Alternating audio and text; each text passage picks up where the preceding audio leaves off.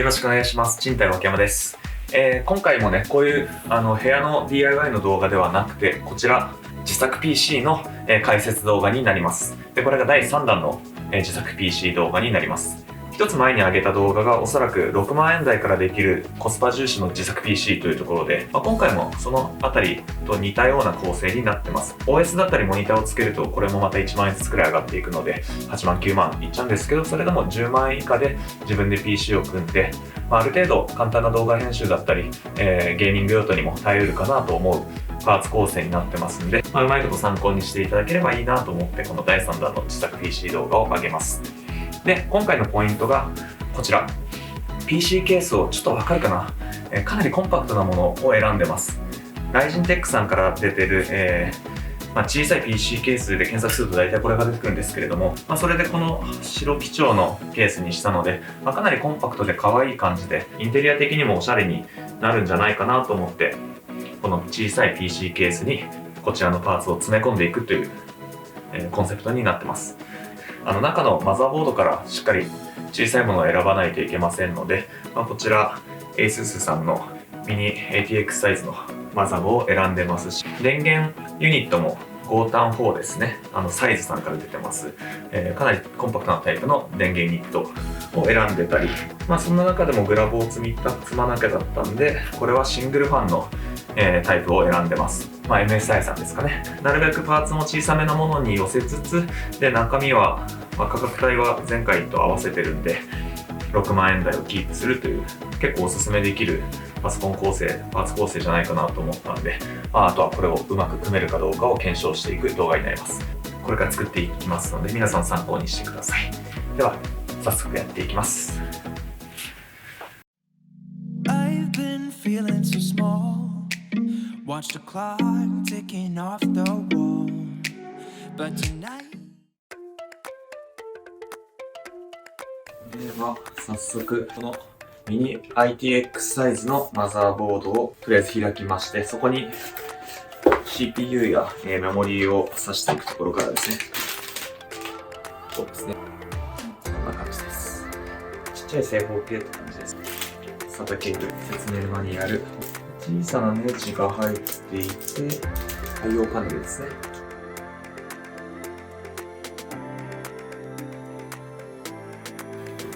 AMD の今回の Ryzen 5のまずは最初に CPU を取り付けていきます。ここですね。この真ん中の四角の部分。この金属のレバーを上げまして、この Ryzen はね、左下に三角がついてるんで、この三角マークとマザーボードにも三角マークがここについてるんで、置きます。ほんとこれだけなんですよね。メモリを取り付けていくんですが、肩ラッチってやつかな。ここをカチャッと開放しておいて、で、このメモリー自体も切れ目があるようにさせば何も問題はございません。ここだけちゃんと見ながらさせば、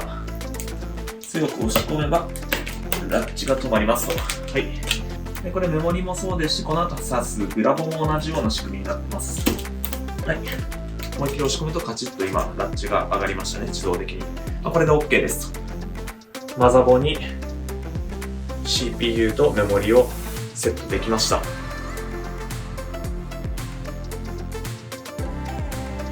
今回ね、純正の CPU クーラーを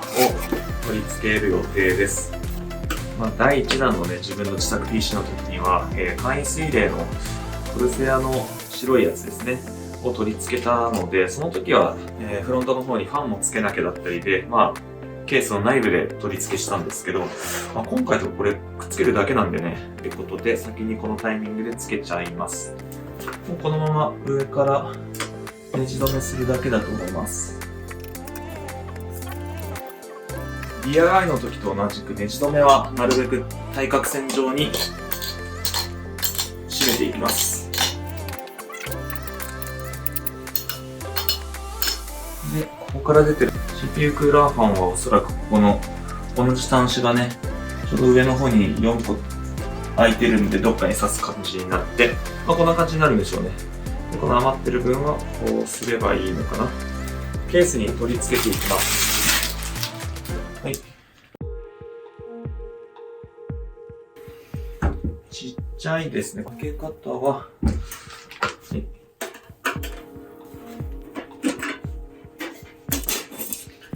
反対側も気をつけて回さないとネジ山が潰れちゃいそうな気がします。ちょっと要注意ですね。サイドパネルはこんな感じですね。バックサイドにね、一つだけファンが、事前についています。これはちょっと光りそうな気がします。フロントがこちらで、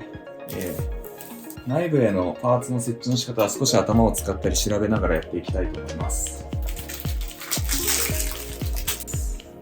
内側からパネルをはめ込んで押す。はい、はまりました。上の方に、グラボが来るので、スロットをね、2つネジ止めを外しておきます。最初はね、特殊な機材いるのかなと思ってたんですけど、大体このプラスドライバーで、できちゃいます。マザボを取り付けたいんですが、ミニ ITX ケース何が難しいって、この後の配線がどんどん難しくなっていくらしいので、今のこの段階で各種ピンですね、コネクタの、どれとどれをどこに挿していくかっていうのを今のうちに把握しておきます。で、ものによってはもう先にケーブル繋いじゃった方がいいというのもあるんで、日本語対応のユーザーマニュアル入ってましたんで、ここの、こういうマザーボードの概要と書かれている地図みたいなものをしっかりと見て、どこに何があるかを把握しておきます。ここだな。理解しました。じゃあ挿していきます。今4箇所ネジを止めてます。マザーボードを。このちっちゃなパソコンケースなので、マザボと PC ケースの取り付けネジ穴は4箇所しかなさそうです、今回。裏は今回こういうシングルファンの MSI さんの1650かな ?1650 を買ってます。取り付け方はね、メモリと同じように、ここ外せば、ラッチを上げたマザーボードに差し込む感じですね。差し込みます。はい、カチッとラッチが上に上がりまして、マザーボードとグラフィックボードが取り付け完了です。次はメインストレージとサブストレージをつけていくんですけど、ちょっとこの辺りでね、天面かもしくは底面のパネルが外せればもっとやりやすいなと思ってきたので、上部のパネルを外そうとしてます。外せたけど、外せましたね。よし、この方がやりやすい、絶対。どういうこと？ちゃんとケースの説明書見てみます。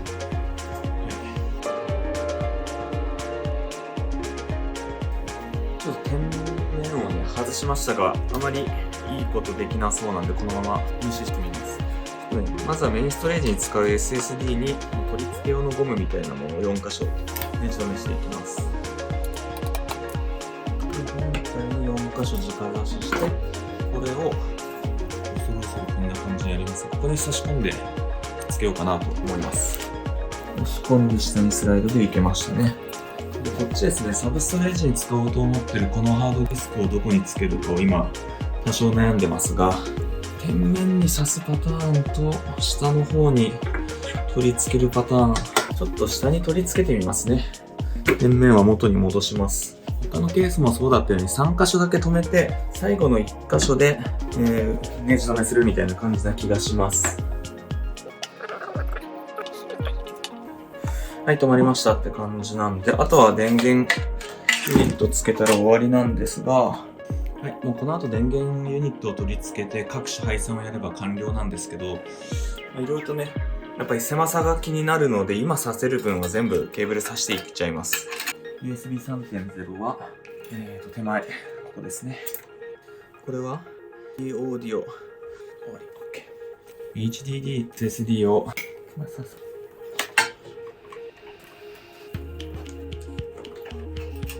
い、刺さりました。で、電源ユニットを挿していきますが、そうですね、CPU に電源を供給するケーブルと、この一番ピン数が多いこれね。この2つは、確実に必要なんでついてるとして、あと、外せるのがペリフェラルや SATA ケーブルですね。他はそうですね、ストレージに1本ずつ挿すぐらいなので、2本しか追加で挿さなくていいかもしれないですね。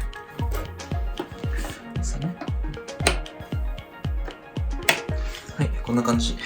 挿す部分は先に挿していって、こ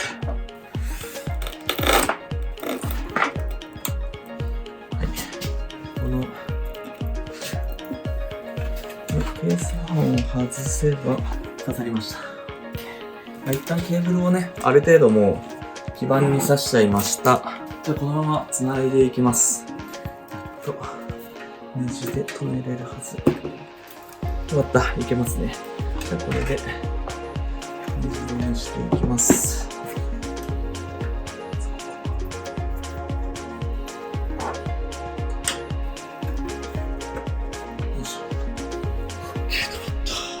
ちょっと長くなりましたが、こんな、はい。で、また、この足を止めちゃいます。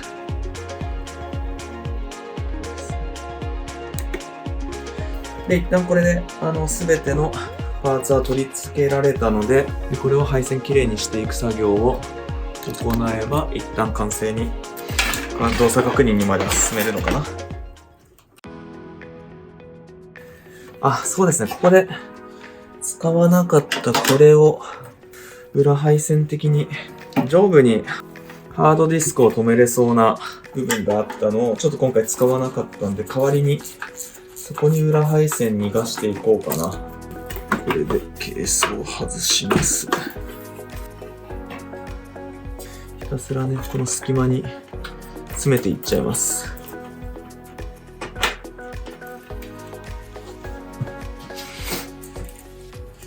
OK。で、閉じましょうか。なるべく上部に入れました。一応ファンの周りはなるべくケーブルに逃がしたんですけど、これで動作確認まで持っていきたいと思います。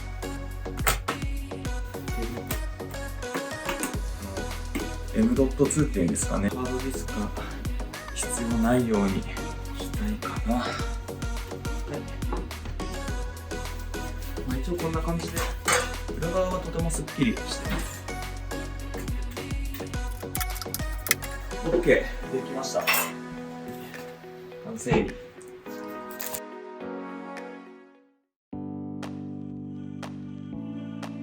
で、一旦これでね、こんな感じで側面から見えるところはなるべくケーブルがないように、配線逃がしだけが今回あんまりなかったんで、フロントパネルよりの上部にケーブル逃がした感じです。これでね、動作確認してみます。スイッチオン。これでフロントのスイッチを押せば一応ね、ファンが回るはずなんですけど、どうでしょう。押します。すべてのファンが今のところ一応回ってますね。OK かなこれで。で、あとはこれにモニターをつなげて、OS インストールしていくんですけど、スイッチオンしてみますかね。スイッチオン。動作確認完了したということで、いかがでしょうか。内部の空間が余裕がないので、ちょっと組むときに配線周りで手こずっちゃいましたけど、別に無理な話ではなかったので、他の DIY と比べてもやっぱり細かい作業は多いんですが、作業自体の大変さ、難易度は意外にこっちの方が簡単なんじゃないかなとずっと思ってます。作業場が小さくて済むので、これぐらいのスペースで済んじゃうので、今までやってきた部屋の DIY よりは、やっぱりこの自作 PC の方がやりやすいっていう風に感じちゃうのは自分だけでしょうかと。このサイズだと面白いなと思うんで、結構周りにもお勧めしていきたいと思います。皆さんももしよかったらもう本当に今回、私が使ったパーツすべてその通りに使えば6万円台でできちゃうので、おすすめです。では。はい、今回の自作 PC 第3弾ということで、前回第2回目の自作 PC と、比べてどれぐらいゲーミング用途としても改善されているのかというのを、気になりましたので、今回も、ベンチマークを回しております。ファイナルファンタジーの、15の Windows エディションですね、ベンチマークとして使用したのは。こちら最後に結果が出るんですけれども、標準品質と高品質2パターンで回してみまして、実は前回の第2弾6万円 PC だと、高品質の方で最後まで回りきらず、というか途中でもう長く固まりすぎちゃって止めたんですけれども、それに比べてこちらは今標準品質の映像を流してますが、それともう一回行いました高品質の方でも最後までしっかり回りきって、ある程度のゲーム、PC、軽い PC ゲーミング用途には使えるというような結果が出たのではないかと思っています。もちろんね、第1回目に自作しました私のメイン PC と比べると結構、数値の差は出ますけれども、前回の6万円自作 PC 第2弾では、標準品質でスコアが3856でしたので、それよりも、1000以上、1000程度ですね、数値が良くなっているのが確認できました。はい、いかがでしたでしょうか。実はね、この動画、3月に撮影してましたので、それからもう、ライゼンから新しい CPU 出てまして、そっちの方がね、もしかしたらコスパとしてもさらに改善されてるのかもしれませんので、もし今後、また機会がありましたら、さらに構成を少しアップデートしてお送りしたいとは思います。ただね、もうこの時点でもなかなかお勧めできる構成ですので、かつね、小さい PC、結構いろいろと使い勝手いいので、皆さんぜひ参考にしてください。チャンネル登録もよろしくお願いします。それではまた。